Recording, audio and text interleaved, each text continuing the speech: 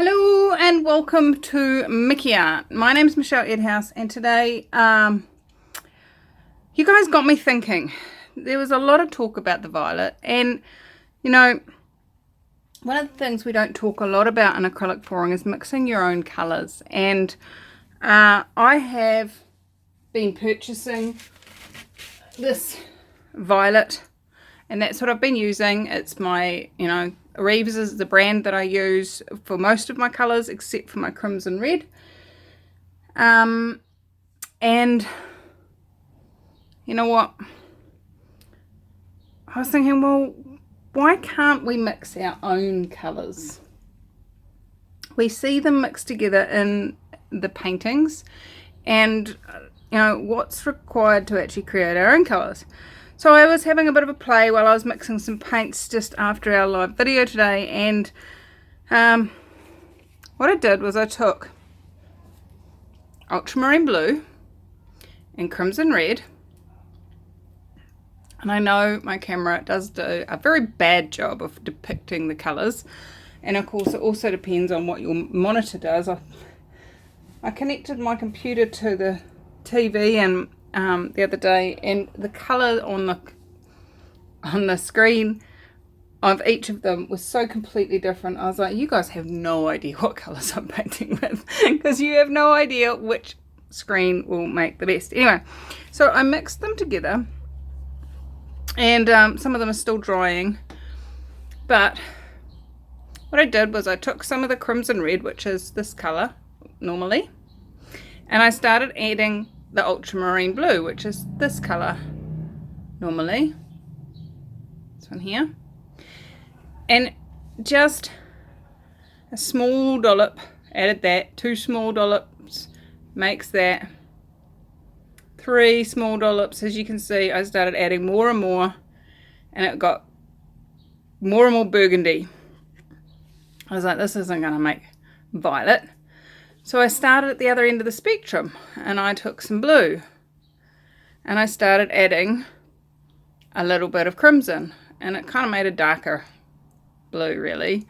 And then it was 2 dollops of red, 4 dollops of red, 8 dollops of red. Oh, we're starting to get somewhere now. Oh no, that was 6 and that was 8. Sorry, I've labelled that wrong. 2, 4, 6, 8 dollops of red, and this is the actual violet that I was trying to emulate. And oh, come on, focus, sweet thing. So we've got the violet here, and we've got the other one here, and it's very little difference. There is a brightness to this violet that this doesn't have, and that will probably just be, this crimson has a dullness to it, and it could just be that simple difference. So I have some of my colours that I played with up here, and I'm going to be playing with them in the coming videos so that we don't waste my my play time. You know me, I hate waste. So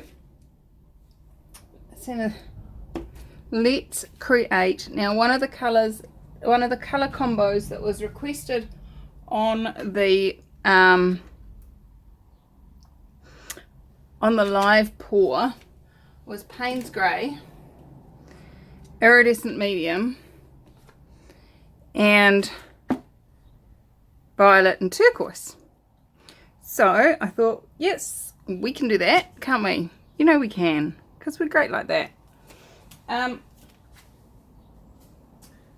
I've been wondering about how we haven't done many ribbon pours lately.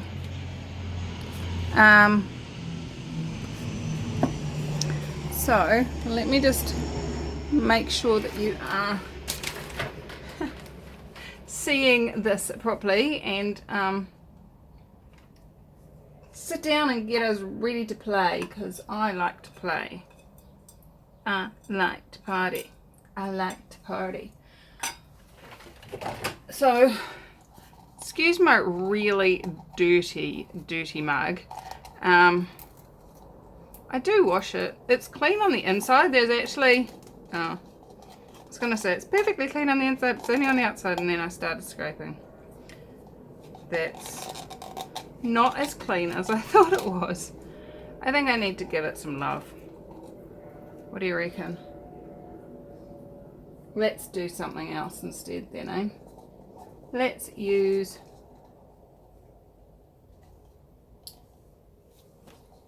something else. What else can we use that pours well?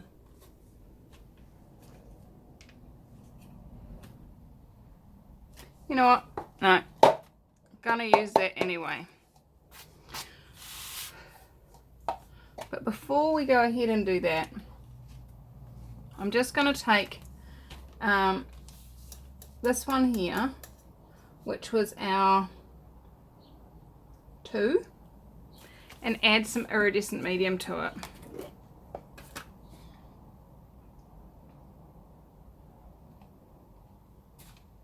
Check it out. I love iridescent medium. Now what I've found with the iridescent medium is the darker the colour you use, the less you see the iridescence. But this, I'm going to call it number 2 burgundy, is literally, looks like a plum.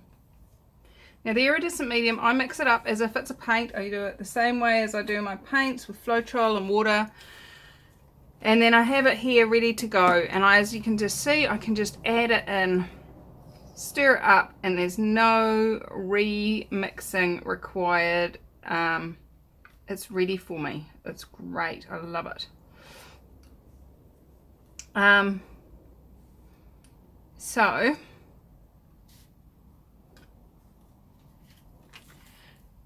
it will change colour a little bit.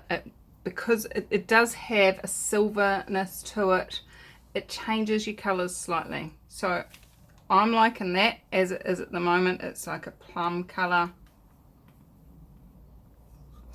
with sparkles. And my iridescence, I'm going to put some silicone in our turquoise. So let's do that. I found this is what I normally use. It is Durex Play Perfect Glide Personal Lubricant, and it is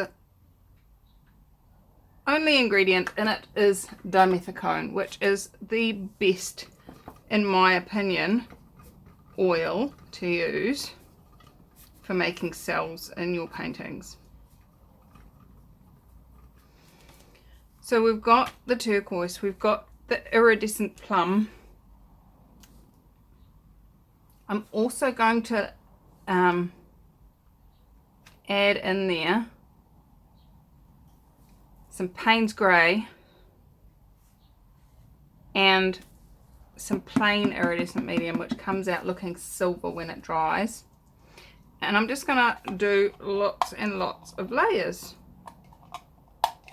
of that, of those 4 colours. And then we'll pour. So let's start out with some of our plum, some turquoise,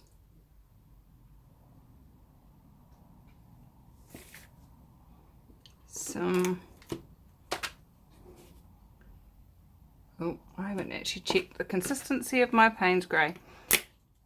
Some of you have been asking, how do I know my consistency is right?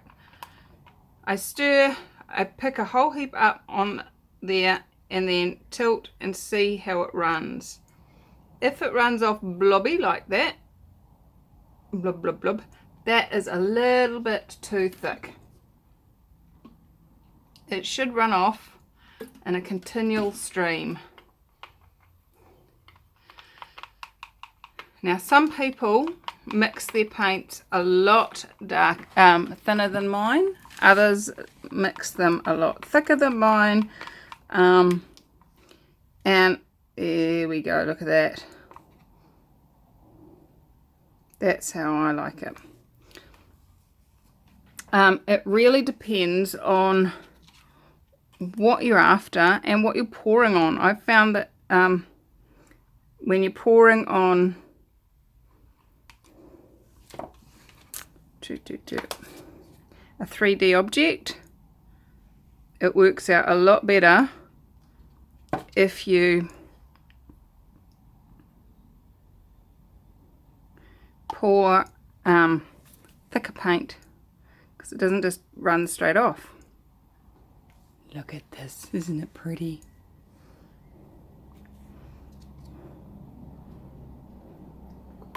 Oops. Now some YouTubers worry about being able to see the pretty little lines in the side of their cup and show you pretty pictures and stuff like that. That's irrelevant to me. I like to be able to reuse my containers.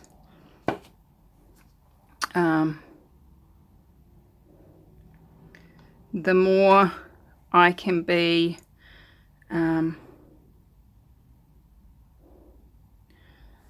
conserving our planet, the happier I am.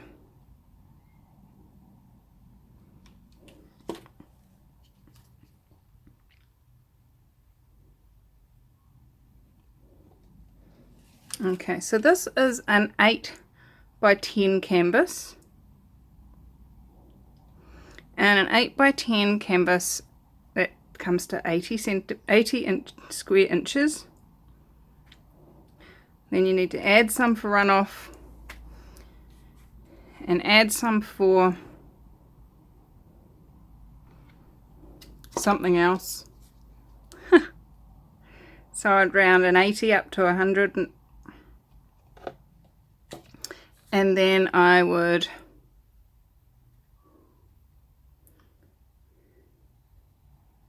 turn it into milliliters, which means I've got double the amount of paint I need. Because I was having fun doing my layers. Alright, let's see if that is actually true. I think those numbers actually came from resin, how much resin you need to cover, which is why most people, when they resin, they don't let it run off until the last minute. So anyway, I'm making stuff up here. Blah blah blah blah blah. Check it out, isn't it pretty? Woohoo!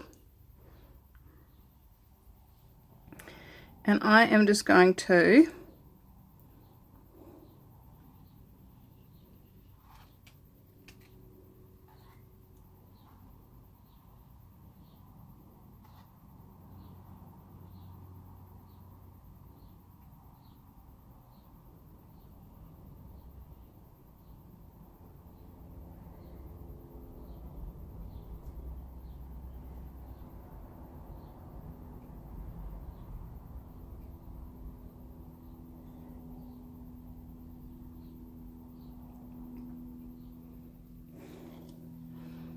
do that.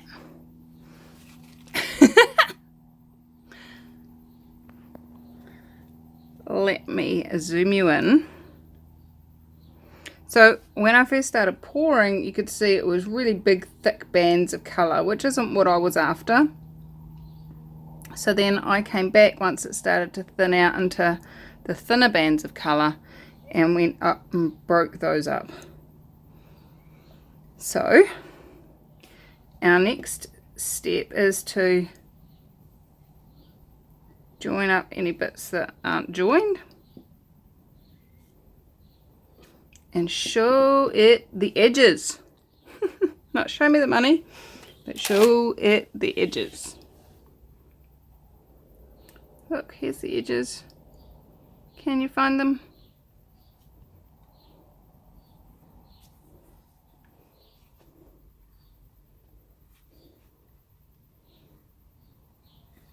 I really like to make sure that all my edges are covered.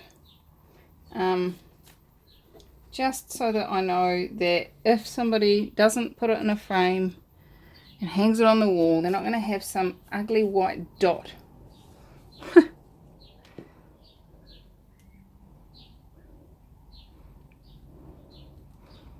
And then we're just going to run it again, showing it where the edges are.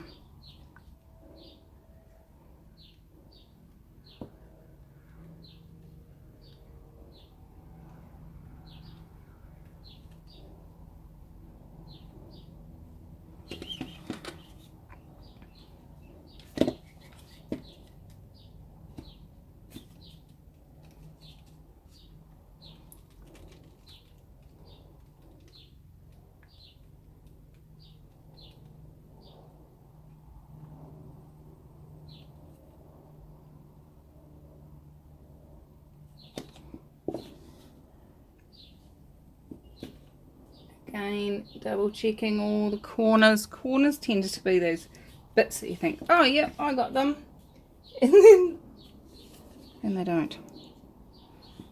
So there we have it. That is funky. Funky donkey. There is my hand towel. Now what I know is there are some cells under there.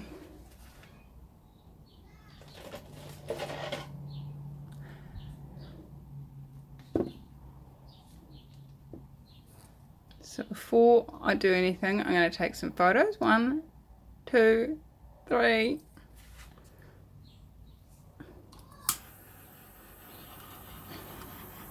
The popping bubbles.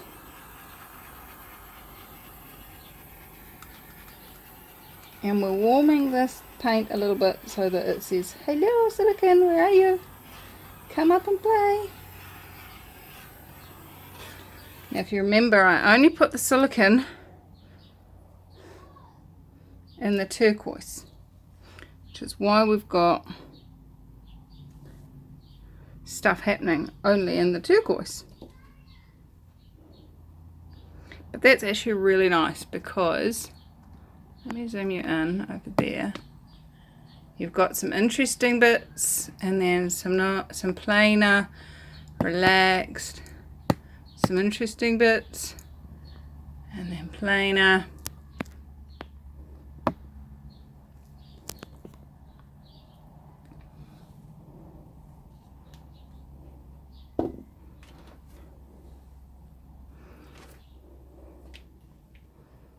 That's cool. I like it. It was easy. And it was fun. And we've got some leftover paint. What should we do with that?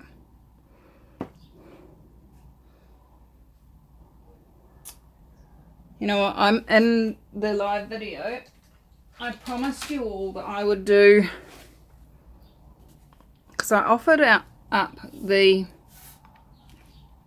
possibilities of this 8x10, the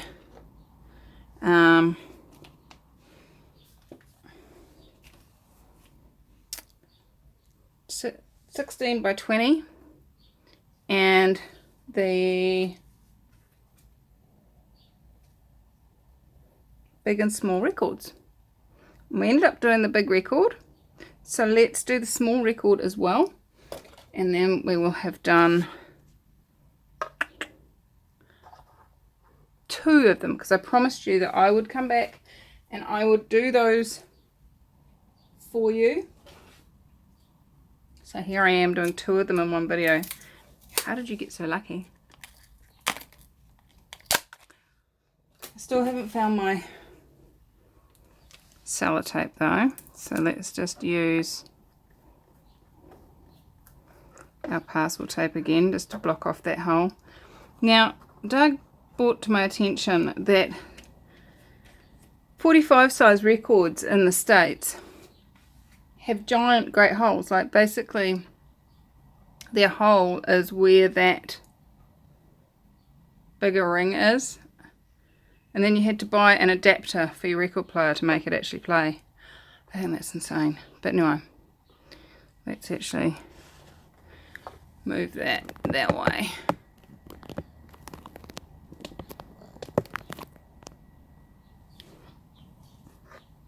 And I'm going to do a flip cut with the rest of it. Let's see what happens in there.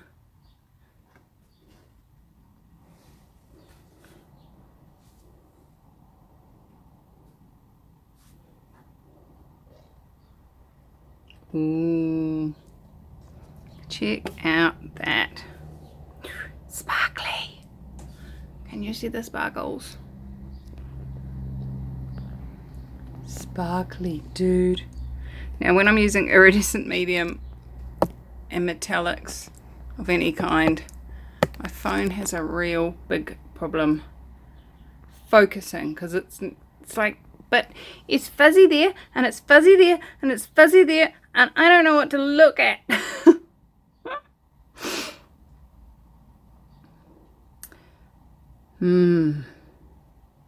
Really like this. This looks like the night sky with some water, maybe even a dolphin jumping.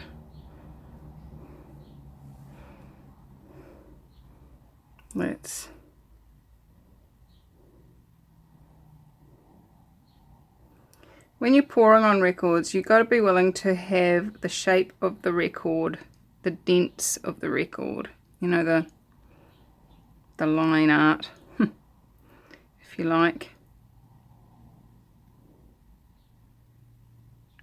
Show through, you know, the holes, the edges.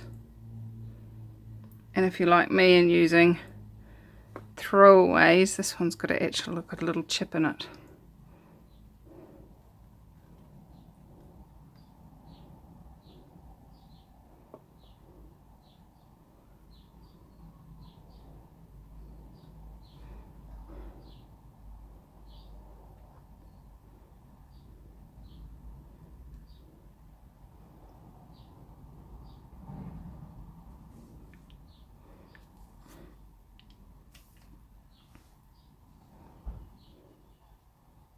I could turn it around that way and it could look like a dragon with the moon and the dark land with the... I like it that way, I think. What do you think? I'm intrigued to see what happens with the silicone in this one. I'm hearing some of you saying, don't touch it with that silly burny thing.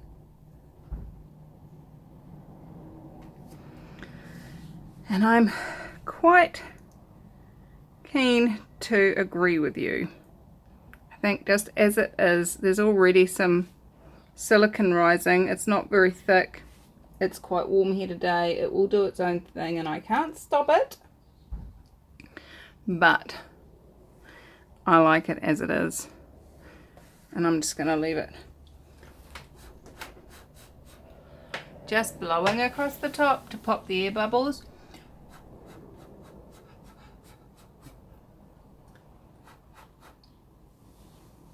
As you can see, that's already making some more little dents in there. The other thing you can do is you can take a sharp little pin and pop those air bubbles if you want to. Just make sure the pin is dry before you start. Otherwise you just end up pushing the air bubble around.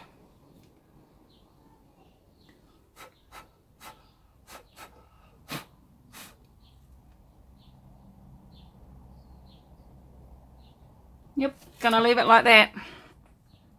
We do have cells showing up all on their little lonesome without the thing, so I'm going to be quite intrigued to see how this one shows up when it's dry. So that's exciting. I'm just going to move that over here and show you this bit of paint. I really like this. Now, what I'm going to do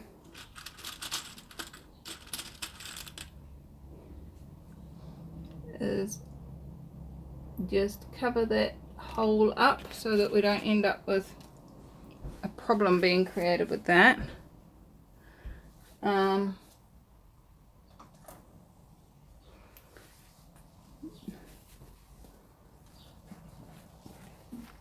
And grab a, that's funny, grab a cabochon. Now for you, those of you that are new to my channel, these are glass cabochons that you can buy on Amazon. The link is in the description. And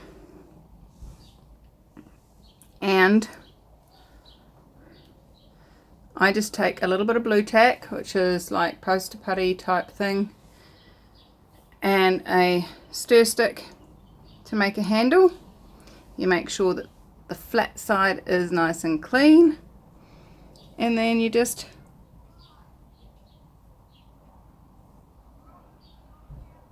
dip it down into the paint.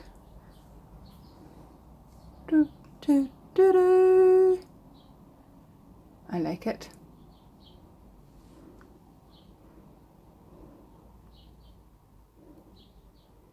What do you see? Who knows? And we'll see what that looks like dry too. So we've made 3 paintings in how long? I have no idea. 26 minutes. So there's our paintings and our cabochon, and I'm going to leave those all to dry, and if you just wait another few seconds you'll be able to see how they dry. 3, 2, 1. Okay, so it is dry. Sorry this video is late. It was not dry last night, so I could not do it last night. In fact, it's a possibility that that little line of turquoise through there is still a bit damp, so I'm not going to touch it. If you compare it to, I would love to give you guys a good colour. Yep, come on. Tell you what I'm going to do is I'm going to capture a photo with the colours correct and insert it here. As you can see, it's quite a lot greener than what the video shows, but as I've said in previous videos, your screen you're watching on may completely screw it up. Anyway, but it's definitely a turquoise, not a blue, not a sky blue like it looks like on my screen. And this is kind of a plum pink, plum burgundy. Sorry, doesn't frustrate colour. Anyway, how does it get any better than this? So there you go. That looks cool. I like it. I like it a lot. Had some fun playing with this on Adobe Capture, so I will show you that too in a upcoming video. There's been a couple of people said they're keen to see me do that, so, and a couple of other people say that they do use it too, so that's really cool. Yeah, so there you go. That is that one. What happened to our flip cup? Bum, bum, there it is, over there. And it's definitely darkened our, whatever you think this looks like up here. It kind of looks like a weird dragony birdie type thing with, to me, there's its wings, 1 and 2, and that's head and body coming out through here. But then if you turn it around, it looks like a dolphin coming up out of the water. Could be all sorts of things. To me, this is a moon or an eclipse of some description. Come And we've got the galaxy in the background, and I really like it. Or you could turn it around this way and have this being the galaxy in the background and this being the reflection of the moon. Or who knows? Which way around would you hang it? I like it. Again, this is not blue, it's turquoise. And then I did dip a cabochon, if you remember rightly, right at the very beginning. And it's quite cool.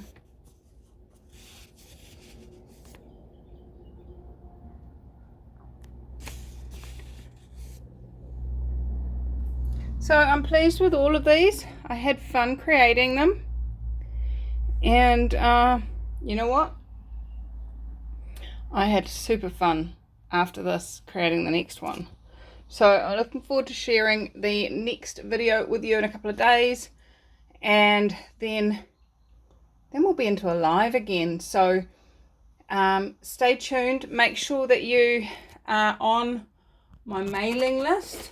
Where's my mailing list piece of card with a name? I have no idea. So it's mickeyart.co.nz/sign up. Oh, there it is. Found it. Dun, dun, dun. Jump on there. Sign up for my newsletter. Honestly, the only thing I ever tell you about is when I'm going live. So I promise I'm not going to bombard you with other toot. Have you guys ever signed up on other people's mailing lists? Not necessarily artists, but you sign up to get one thing and then you get an email every day for the next 90 days with something different that they're trying to sell you. It's gross. That so annoys me. I hate people that do that.